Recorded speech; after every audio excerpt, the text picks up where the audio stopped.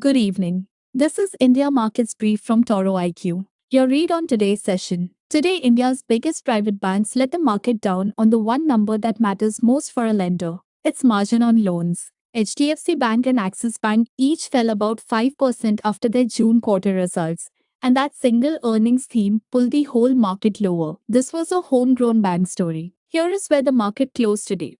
The Nifty 50 slipped about 0.4% to 24,238. The Bank Nifty fell nearly 1%.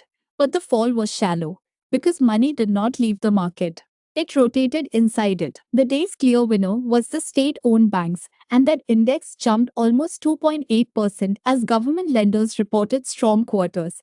Pharma rose 1.4%, and energy, media, and metals all closed higher. India's fear gauge actually fell to just under 13. That tells you this was an orderly stock specific sell off, not a panic. And here is the unusual part. Across the region, emerging markets were higher today, yet India slipped anyway. So this was not foreign money fleeing, it was India going its own way, down on its own bank earnings. It is the exact mirror of Friday, when India rose on good results while Asia fell. Two things frame the week from here. On the worrying side, the oil premium is back.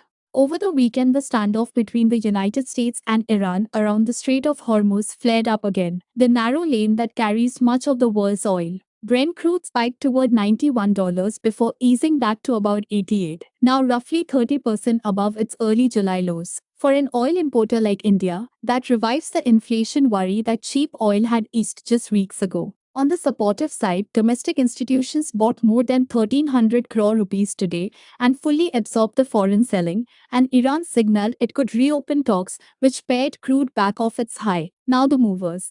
The cleanest gain of the day was DP Abhushan, a jewelry retailer, up more than 7%.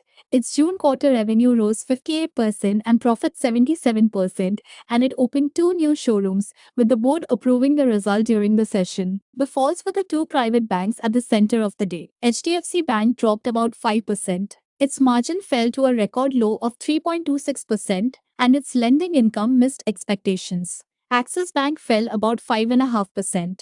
Its headline profit jumped 23%, but that was flattered by a one-off write-back of past provisions, while the underlying margin still slipped. The market saw through the headline and sold both on the margin worry, and the mirror of that trade was Punjab National Bank, up more than 5.5%. This state-run lender's quarterly profit more than tripled, up 213%. Here is what struck me most about today.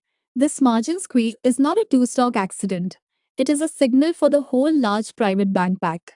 As the Reserve Bank has cut interest rates, banks' loan earnings reset lower faster than their deposit costs. So the spread narrows across every big private lender, not just these two. That is why the market treated the results as a cohort warning and rotated into the cheaper state banks instead. The counter view from several brokers is that cheaper funding should ease the pressure ahead. Whether that plays out is the read to track. Now, what to watch? On Wednesday, the 23rd, Infosys reports the big technology verdict of the season. And Thursday, the 24th, brings the United States tariff deadline, when a temporary tariff on Indian goods expires with the trade deal still unsigned.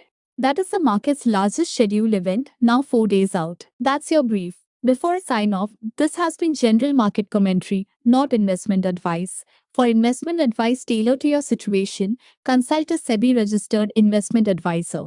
Markets are risky. You may lose money. Act with care. See you tomorrow.